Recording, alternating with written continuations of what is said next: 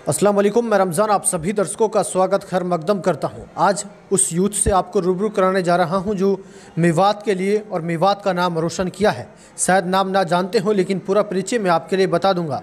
दर्शकों बता दें, आज मेरे साथ हैं ग्लोबल एज पब्लिक स्कूल के डायरेक्टर भी हैं यूसुफ खान जी, जो इस वक्त आप तस्वीर में देख रहे हैं। साथ ही आपके लिए भी बता दें, सऊदी अरब में असिस्टेंट प्रोफेसर रहे हैं 2020 तक।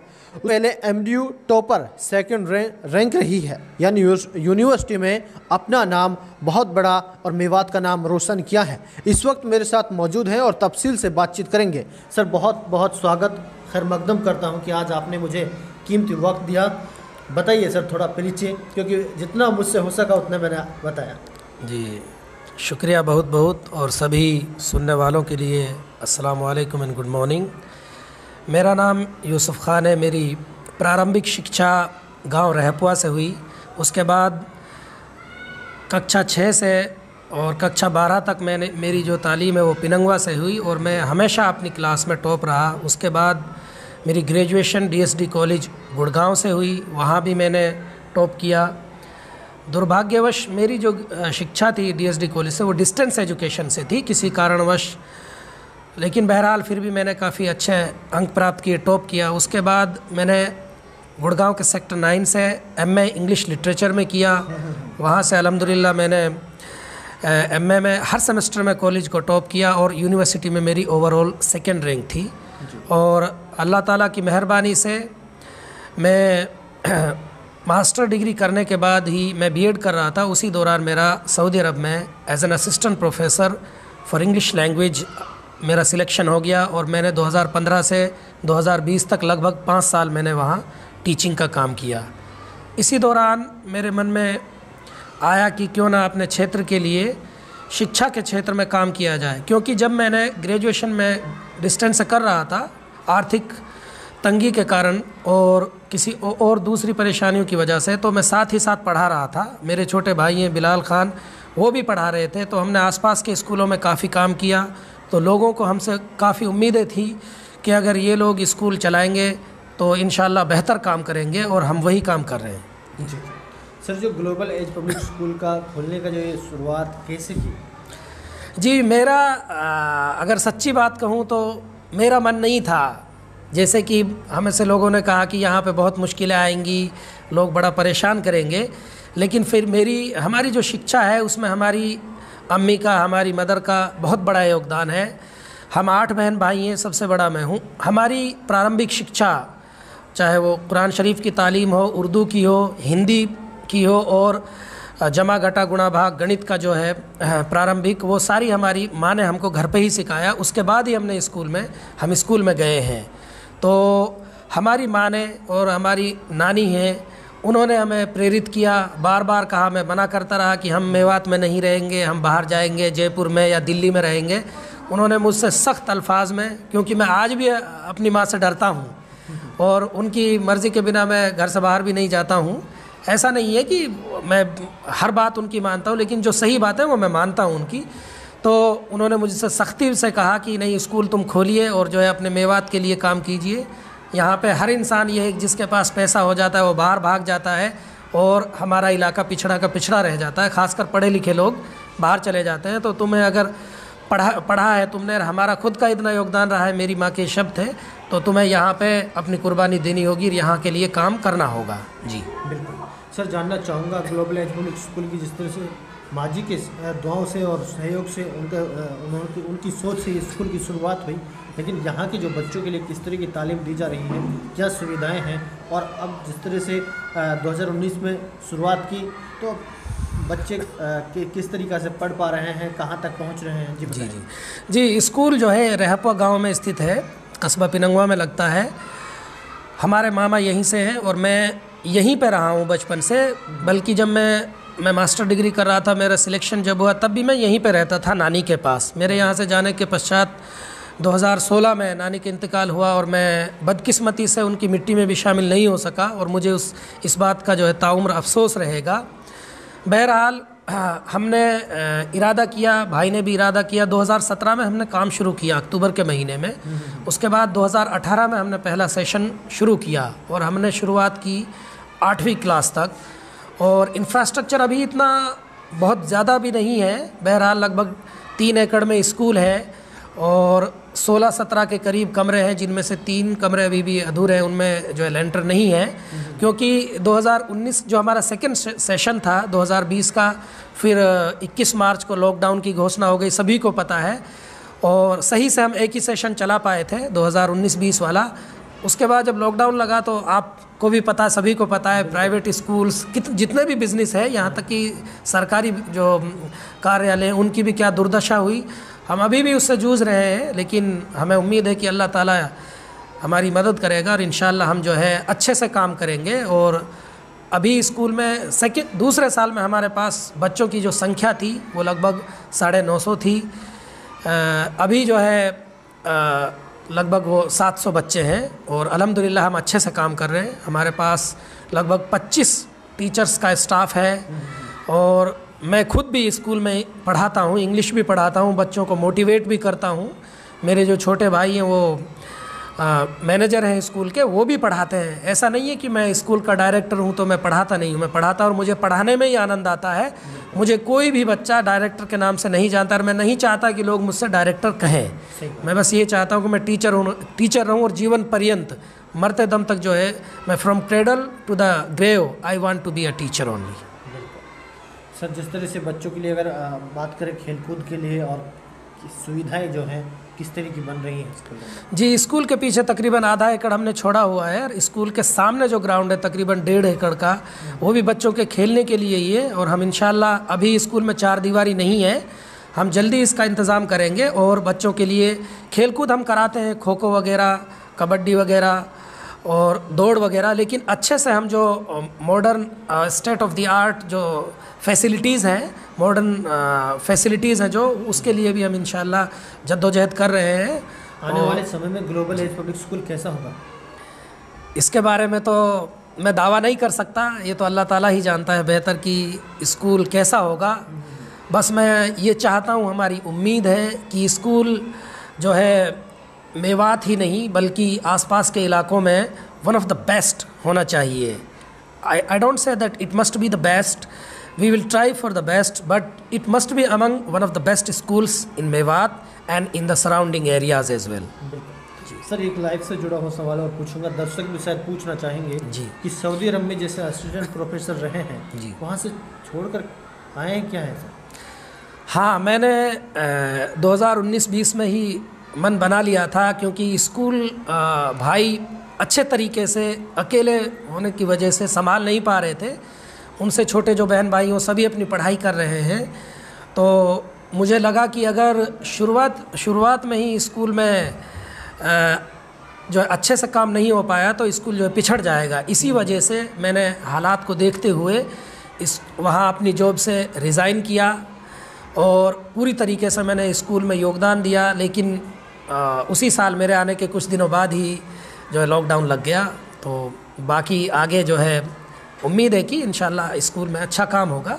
जी बिल्कुल। सर, आखिर में क्या संदेश देंगे जो इस वक्त देख रहे हैं? मैं संदेश सिर्फ अपने स्कूल के बच्चों, पेरेंट्स या अपने आसपास के इलाके के लिए ही नहीं दूंगा। मेरा जो मैसेज होगा, संदेश होगा, वो पूरे मेवात के लिए होगा। मुझे खुशी है कि मेवात में अब लोग, नए स्टूडेंट्स जो है जर्नलिज़म के क्षेत्र में आ रहे हैं, जैसे आप हैं और दूसरे बंदे हैं, वो अच्छा काम कर रहे हैं जर्नलिज़म की फील्ड में। इसके अलावा मेवात में काफ़ी बच्चे अब MBBS का एंट्रेंस एग्ज़ाम क्लियर कर रहे हैं और MBBS भी कई सालों से बच्चे कर रहे हैं। मैंने इससे पहले 2012 में 13 में एक एकेडमी में पढ़ाया था, खान एकेडमी नाम से, बड़कली में। वो बच्चे भी अल्हम्दुलिल्लाह, उनमें से कई बच्चे MBBS कर रहे हैं। उनमें से एक बच्चा ये भादस गांव से है और वो MBBS कर रहा है नल्लड़ मेडिकल कॉलेज से, और बहुत सारे बच्चे IAS की भी तैयारी कर रहे हैं। मुझे उम्मीद है कि मेरे पढ़ाए हुए स्टूडेंट जल्दी ही IAS होंगे, MBBS होंगे और हरियाणा सिविल सर्विस और दूसरे क्षेत्रों में होंगे। मेरे पढ़ाए हुए बच्चे अल्हम्दुलिल्लाह, क्योंकि मैं 2012 से 14-15 तक मैंने पार्ट टाइम टीचिंग भी की पढ़ाई के साथ साथ, जैसा कि मैंने बताया था कि आर्थिक परिस्थितियों के कारण, तो वो बच्चे अल्हम्दुलिल्लाह सहयोग कर रहे हैं और वो बच्चे जल्दी ही मेवात में बड़े पैमाने पर क्रांति लेकर आएंगे। और मैं संदेश देता हूँ सभी के लिए, चाहे वो मेडिकल फील्ड से हों, चाहे वो एडमिनिस्ट्रेशन की तरफ आना चाहते हों, चाहे वो मैनेजमेंट से हों, चाहे वो टीचिंग में आना चाहते हों, लड़के लड़कियां सभी, मैं चाहूँगा कि वो देखो, ऐसा अक्सर होता है, हम पढ़ते हैं न्यूज़ में कि मेवात में खुशी की लहर रहती है, खुशी की लहर, लेकिन वो लहर बहुत जल्दी थम जाती है। और बच्चे भी इंटरव्यूज़ में कहते हैं कि हम मेवात के लिए काम करना चाहते हैं, लेकिन हम उन बच्चों को ही मेवात के लिए, मेवात का असली बेटा, मेवात का असली बेटी हम उसी को मानेंगे जो जॉब कहीं भी करे, काम कहीं भी करे, लेकिन मेवात में आकर मेवात को ना भूले और मेवात में रहकर, अगर रह ना पाए, जॉब उसकी बाहर हो, विदेशों में भी हो, लेकिन फिर भी मेवात से जुड़ा रहे, समाज सेवियों से जुड़ा रहे, उलमा से जुड़ा रहे, बुज़ुर्ग से जुड़ा रहे, बुज़ुर्गों से जुड़ा रहे, बुद्धिजीवियों से जुड़ा रहे और मेवात के विकास के लिए जो निरंतर प्रयास करते रहें और मेवात को ऐसा बना दें जैसा कि पंजाबियों ने कनाडा में रहते हुए, कनाडा में पंजाबी जो है दूसरी भाषा है और कनाडा के जो मेंबर ऑफ पार्लियामेंट्स हैं, लगभग 10-12 मेंबर ऑफ पार्लियामेंट पंजाबी हैं। तो हम चाहते हैं कि मेवाती जो है पॉलिटिक्स में भी आएँ और मेवात के लिए काम करें, मेवात को कभी भी ना भूलें और अल्लाह ताला उनको भरपूर कामयाबी दे। बहुत बहुत शुक्रिया सर बात करने के लिए। जी धन्यवाद।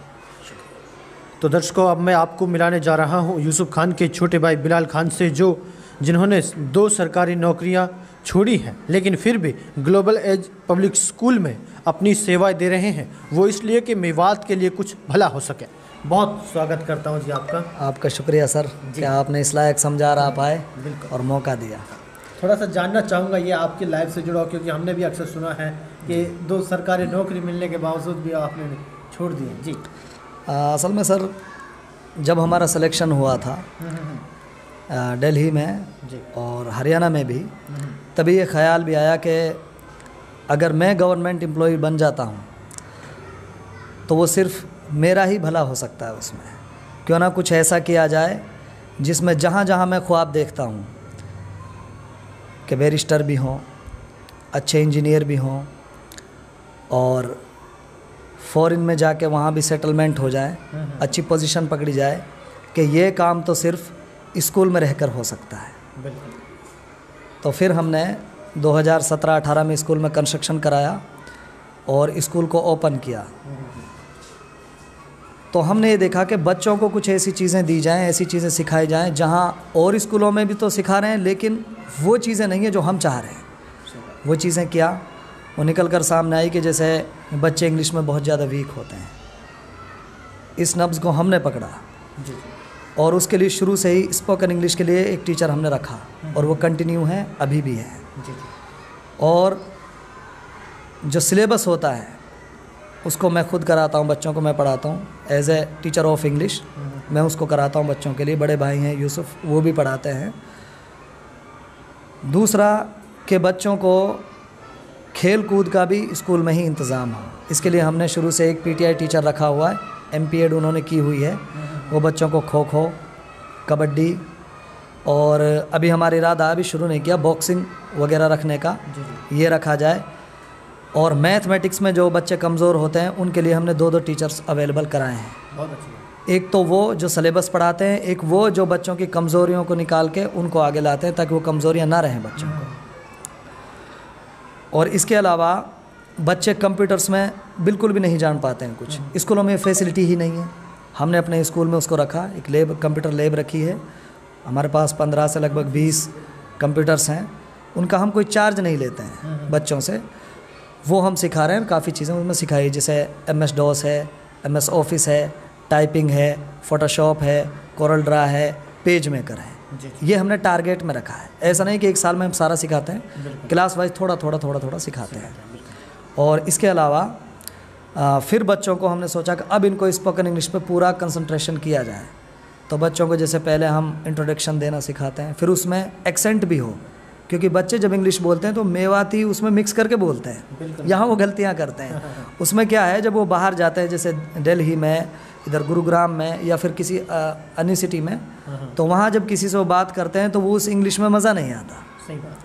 तो हम जैसे यहाँ पे भी रखी हुई हैं, इधर भी रखी हुई हैं कुछ किताबें, डिक्शनरीज़, वो हम बच्चों को कई बार तो मुफ्त में दे देते हैं, कई बार उनका प्राइस ले लेते हैं। बच्चा जो होनहार है, हम उनको इस तरह के प्राइस नहीं देते भाई ये दे दो वो दे दो जैसे देते हैं। हम ऐसी चीज़ें गिफ्ट करते हैं जो उसके काम आए, खासकर डिक्शनरी वगैरह, बच्चे उनसे पढ़ें।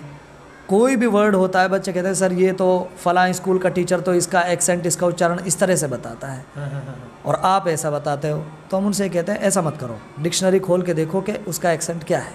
सही बात है। तो उसमें बच्चे देखते हैं। जैसे हम नॉर्मल स्कूल में बच्चे सीखते हैं एप्पल ही बोलते हैं, हम एप्पल नहीं बोलने देते उनको। क्यों? क्योंकि डिक्शनरी में ये नहीं है।